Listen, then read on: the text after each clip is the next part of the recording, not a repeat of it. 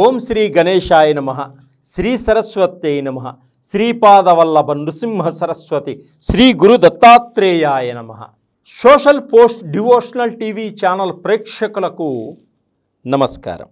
2024 ఫిబ్రవరి 1వ తారీఖు నుంచి 15వ తారీఖు వరకు పక్షఫలములను గోచార రీత్యా ద్వాదశ రాశుల యొక్క శుభ అశుభ ఫలితాలను మనం తెలుసుకుందాం. ఈ 12 రాశుల వారికి ఏ విధంగా ఉన్నది, ఏ విధంగా రెమెడీ చేసుకుంటే అద్భుతమైనటువంటి ఫలితాలు వస్తాయో ముందుగా మనం తెలుసుకుందాం. మీనరాశి వారికి మిశ్రమ ఫలితాలు సూచిస్తున్నాయి. ఆర్థిక పరంగా కూడా బాగుంటారు.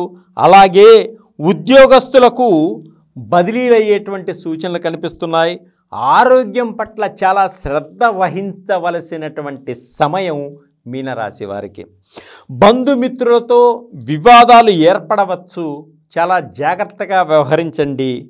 భార్యాభర్తల మధ్య ఒక్కొక్కసారి వివాదాలు కూడా వచ్చేటువంటి సూచనలు ఉన్నాయి కాబట్టి జాగ్రత్తగా మాట్లాడండి. కష్టపడితే కానీ విద్యార్థులకు మంచి ఫలితాలు ఏర్పడేటువంటి సూచనలు లేవు. మీ గౌరవాన్ని సంఘంలో కాపాడుకోండి. మీ మీద నిందలు పడవచ్చు, జాగ్రత్తగా దృఢ సంకల్పంతో ముందుకు సాగండి. మీకంటూ ఒక గుర్తింపును సంపాదించండి. కుటుంబంలో కొంత ఇబ్బందులు కలుగుతాయి. బంధుమిత్రులతోటి విరోధాలు ఏర్పడతాయి కాబట్టి ఆలోచించి మాట్లాడండి. ఎంత కష్టపడితే అంత ఫలితాలు లభిస్తాయి వ్యాపారస్తులకు. ఈ మీనరాశి వారికి శత్రువులపై విజయాన్ని సాధిస్తారు. అప్పులన్నీ తీర్చుకునేటువంటి అవకాశం ఏర్పడుతుంది.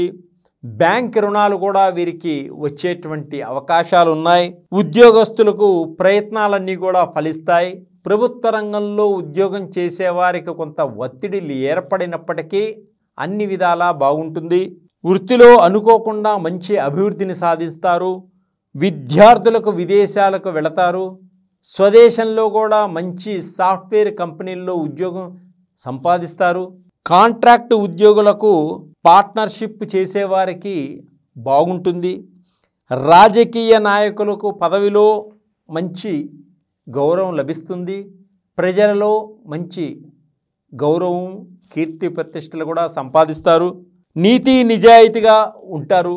కొంత వ్యసనాలకు దూరంగా ఉండడం చాలా మంచిది. ఈ రాశివారు చాలా భయస్థులుగా కూడా ఉంటారు. ఈ మీనరాశి వారు అలా భయపడకండి, ఆత్మస్థైర్యంతో ముందుకు సాగండి. తల్లిదండ్రులు విద్యార్థులపై కోపించుకోకండి. వారి మనసును అర్థం చేసుకొని నడవండి. తప్పకుండా వారికి మంచి భవిష్యత్తునిస్తారు. అలాగే ఈ మీనరాశి వారికి అధికమైనటువంటి ఫలితాలు రావడం కోసం వినాయకుడికి గరికెతో పూజించండి. 16 మందార పుష్పాలతోటి స్వామివారిని పూజించండి. ఉండ్రాలు నైవేద్యంగా పెట్టి 10 మందికి పంచండి.